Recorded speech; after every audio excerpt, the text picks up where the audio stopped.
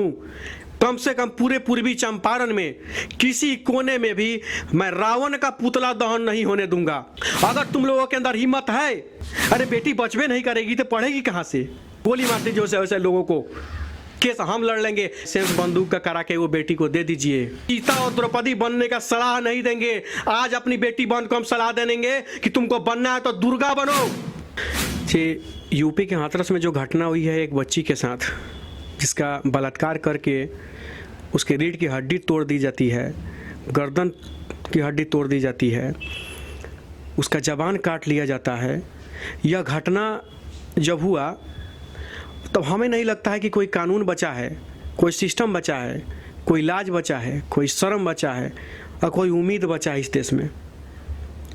जहाँ एक गरीब परिवार की बेटी के साथ इतना घिनौना हरकत हो रहा है, उसका सुनने के बजाय, उसका मदद करने के बजाय, जब उसकी बेटी मर जाती है तो उसके लाश को पोस्टमार्टम के बाद परिजन को सौंपना था, लेकिन वहाँ परिजन को घसीट घसीट के मारा गया, फेंका गया, हटाया गया और ज़बरदस्ती उस बच्ची को ले जाके मिट्टी तेल छिड़क के उसको आग लगा दिया गया। मैं यह पूछना चाहता हूँ इस सरकार से, इस सिस्टम से कि ये क्या हो रहा है? क्या चंद्रशेखर आजाद, भगत सिंह, राजगुरु, सुखदेव, मंगल पांडे, इन सभी लोगों ने इसी भारत के लिए अपना शहादत दिया था कि ऐसा ही हमारा भारत होना चाहिए, ऐसा ही हमारा हिंदुस्तान होना चाहिए, जहाँ पे किसी को अपना बात कहने की भी आज़ादी ना हो, जहाँ लोगों को अपना हक अधिकार मांगने की आज़ादी ना हो। एक मौलिक आज़ादी ना है भाई कि कोई भी अपने परिजन का लाश का अंतिम संस्कार करता है, वहाँ वो नहीं करने दिया गया।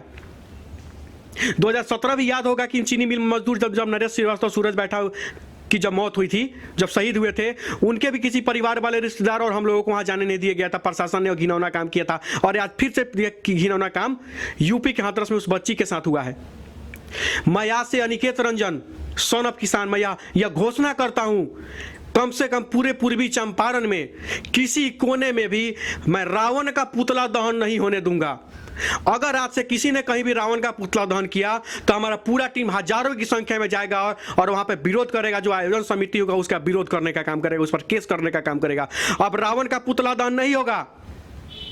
अगर तुम लोगों के अंदर हिम्मत है, तुम लोगों के अंदर वो जज्बा और वो दया माया और शर्म बचा है, तो पुतला दहन करना है तो ऐसे ऐसे बलात्कारियों का पुतला दहन करो। तुम्हारा केस अनिकेत ले लेगा अपने सर पर, अनिकेत जेल जाएगा, तुमको जेल जाने नहीं देगा। अगर कोई बलात्कारी है तो उस बलात्कारी का पुतला दहन होना चाहिए, रावण का पुतला दहन नहीं होना चाहिए। बलात्कारियों का पुतला दहन होना चाहिए। एक बेटी, सरकार कहती है बेटी बचाओ बेटी पढ़ाओ, अरे बेटी बचवे नहीं करेगी तो पढ़ेगी कहां से? घर से निकलबे नहीं करेगी तो पढ़ेगी कैसे? लड़कियों के साथ छेड़खानी होता है। मोतिहारी में चंदवारी पढ़ने जाने वाली लड़कियों के साथ छेड़खानी होता था। हम लोगों ने आवाज उठाया, प्रशासन ने थोड़ा सा सतर्कता दिखाई, सीसीटीवी कैमरा लगवाया, लेकिन साथ साथ अब उसके खिलाफ एक कड़ी कार्रवाई तो होनी चाहिए कि किसी की मानसिकता ना हो। आपको पता है जब गांव में किसी कोना पे आग लगता है तो जिसके घर में आग लगता है वो आता है क्या बुलाने हम लोगों को कि चलिए आग बुझा दीजिए? नहीं आता है। हम लोग तुरंत जाके वहां पे आग बुझाने का काम करते हैं। पता है क्यों? उसके पीछे दो कारण होता है। पहला कारण होता है दया माया कि चलो भाई बेचारे का घर का आग बुझा देते हैं, कुछ तो बेचारा का बच जाएगा। और दूसरा होता है डर कि चलिए आग बुझाते हैं, अगर अभी आग नहीं बुझाए तो कहीं फैलते फैलते मेरे घर तक ना आ जाए। वहीं आग बुझा देते हैं कि ताकि मेरे घर तक नहीं आए। तो सिचुएशन आज आ गया है कि एक एक नौजवान को, सबको ये खड़ा होना पड़ेगा कि किसी और की बेटी के साथ अगर छेड़खानी हो रहा है, किसी और की बेटी के साथ अगर बलात्कार हो रहा है, तो हम वहीं जाके आवाज उठाएंगे, वहीं उसका विरोध करेंगे, वहीं उस पर रोक लगाएंगे ताकि वो फैलते फैलते वो क्रूर मेरे बहन बेटियों के साथ ना हो। यह काम करने का काम करना होगा। और बलात्कारियों के साथ क्या सुलूक होना चाहिए, आप सीधे गोली मार दीजिए। मैं कहना चाहता हूं गोली मार दीजिए वैसे वैसे लोगों को, केस हम लड़ लेंगे। चंदा मांग के चंदा इकट्ठा करके आपका बेल कराने का काम करेंगे। जाना होगा तो आपके सब बदला हम जेल चले जाएंगे, यह मंजूर है। लेकिन अब मैं बता दे रहा हूं, अगर आप किसी बेटी के बाप हैं तो लाइसेंस बंदूक का करा के वो बेटी को दे दीजिए, और नहीं तो कोनो प्रकार से सुरक्षा उसको दीजिए। हे सरकार के भरोसे मत रहिए, ये कुछ नहीं करने वाला है। इसको टिकट से, इसको चुनाव से, इसको सत्ता से, इसको कुर्सी के पावर से ज़्यादा चिंता हम लोगों की नहीं है। हमनी का जाति धर्म के नाम पे लड़ के मर लेंगे, लेकिन इसको हमारी बेटियों बहन का चिंता नहीं है। आज का समय आ गया है, अब हम अपनी बेटियों को सीता और द्रौपदी का संस्कार जरूर देंगे, लेकिन सीता और द्रौपदी बनने का सलाह नहीं देंगे। आज अपनी बेटी बहन को हम सलाह देंगे कि तुमको बनना है तो दुर्गा बनो, झांसी की रानी बनो, सीता और द्रौपदी मत बनो ताकि तुम्हारा हरण हो जाए, तुम्हारा चीरहरण हो जाए। अब दुर्गा बनो, वध करो, संहार करो ऐसे दुष्टों का, ऐसे नालायकों का, ऐसे समाज पे धब्बा जो बने ऐसे लोग जिनके सोच और मानसिकता गंदी है, ऐसे लोगों का संहार करो, विनाश करो। कोई नहीं साथ खड़ा होगा, अनिकेत और पूरी नवयुवक सेना टीम तुम्हारे साथ खड़ी होगी, यह मेरा वादा है।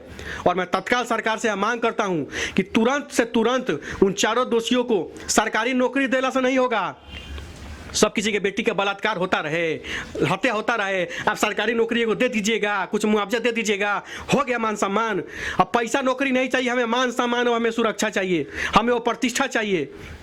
जिस भारत का सपना हमारे देश भक्तों ने देखा तो वैसा हमारे भारत चाहिए, वैसा हमें हिंदुस्तान चाहिए। और मैं आज कह देना चाहता हूं, हमें हमारा सुरक्षित बहन बेटी चाहिए, उसका भविष्य चाहिए, ताकि वो बहन बेटी घर से निकल के हमारे कदम से कदम मिला के, कंधे से कंधे मिला के देश के विकास में सहयोग कर सके।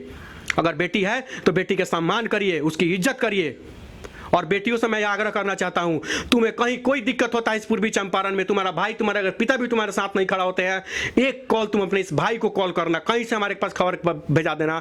तुमको 1% सोचने की दिक्कत नहीं कि तुम्हारा भाई ये अनिकेत जब तक जिंदा रहेगा, जिसमें जब तक जान रहेगी, शरीर में एक एक तरह खून रहेगा, तुम्हारे मान सम्मान पे हम हानि नहीं पहुंचने देंगे, कोई आंच नहीं आने देंगे। ये तुम्हारे भाई का वादा है, पूरे चंपारण की बेटियों से मेरा ये वादा है।